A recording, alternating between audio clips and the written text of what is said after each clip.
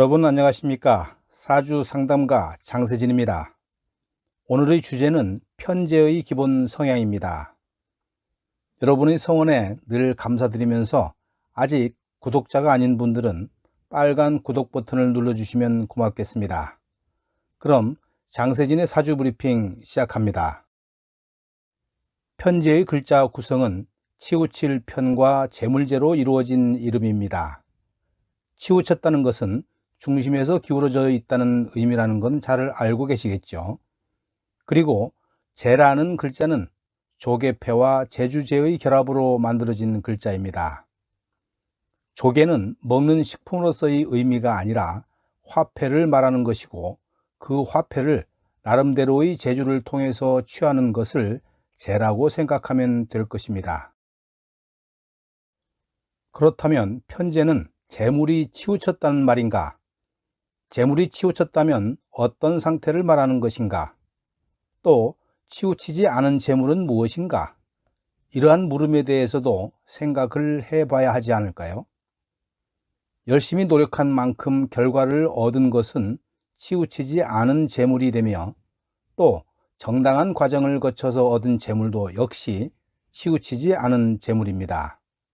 이렇게 치우치지 않은 재물을 정재로 보고 이 기준에서 벗어나면 이것을 치우친 재물, 즉 편재라고 할 수 있습니다.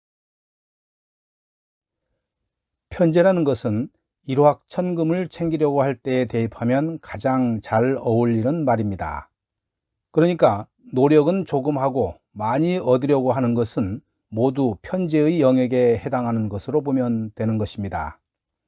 봉이 김선달이 대동강물을 팔아먹은 것이나 허생이 매전매석으로 큰 돈을 번 것은 고전적인 편재가 될 것입니다.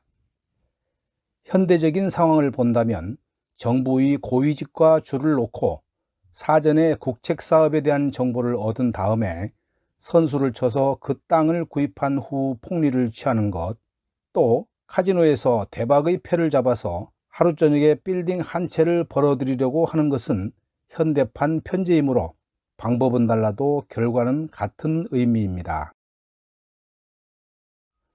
이렇게 설명을 하면 그럼 편재가 있으면 허황된 생각을 하는 사람이냐 라고 물을 수도 있지만, 그것도 자신의 기반을 다지는 한 방법이라고 생각해야 합니다.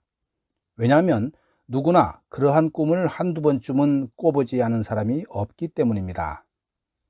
가령 1,000원을 내고 100억이 당첨되기를 바라는 것도 따지고 보면 같은 심리라고 보는 것입니다. 서민의 오락이라느니 꿈이라느니 이렇게 말하는 것은 모두 장식일 뿐이고 본질은 모두 같습니다. 이것이 편재의 의미입니다. 그래서 무엇이든지 어느 정도의 선을 넘지 않으면 상식적으로 이해를 하게 됩니다. 만일에 상식적인 선을 넘게 되면 도박이니 중독이니 하면서 위험 경고를 듣게 되는 것입니다. 하지만 편재의 본질은 브레이크가 풀린 자동차와 같아서 중간에 멈추기 위해서는 다른 십성의 도움이 있어야만 가능합니다. 십성을 연구하는 절차는 이렇게 독립적인 십성을 이해한 다음에 복합적인 관계를 궁리하면서 결과를 유추해보는 과정이 반드시 필요합니다. 편재는 남명의 처 이외에 처를 대신할 수 있는 여성을 말하는데요.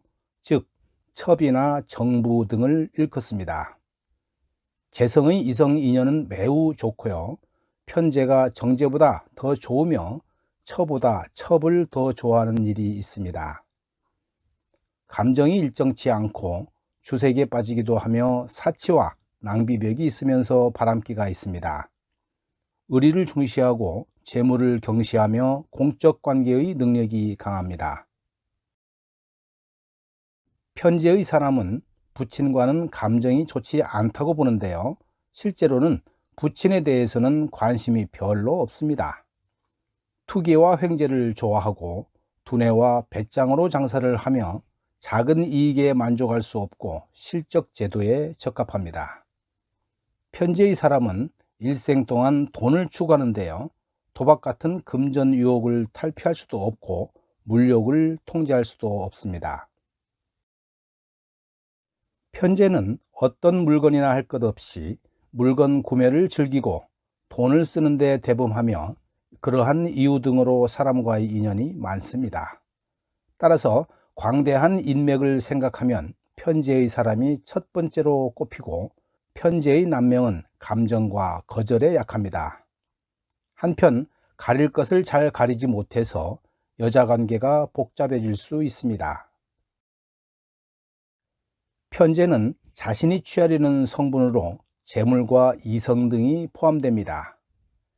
일확천금의 투기성이 있는 만큼 재물의 중요성을 무시하기 쉬운 유형이며, 옳고 그름을 잘 따지는 담백한 성정과 한량기가 있는 호색한으로 볼 수 있습니다.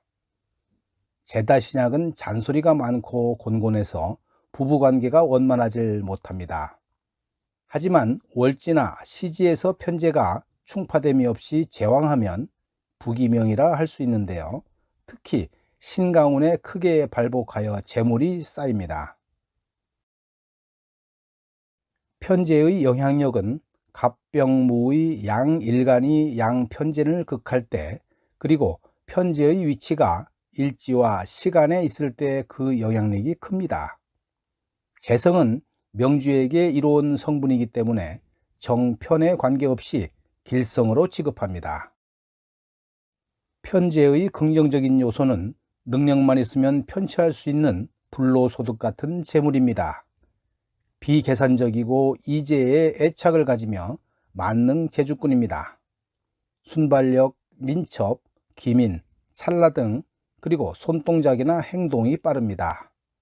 모험심, 배짱, 순간 판단력, 배려심, 희생정신이 강합니다. 또한 편재는 평가 분석에 능하고 공간 인식 능력이 탁월하며 두뇌 회전이 뛰어납니다. 순간 재치의 달인이고 깔끔한 성격의 눈치의 여왕입니다.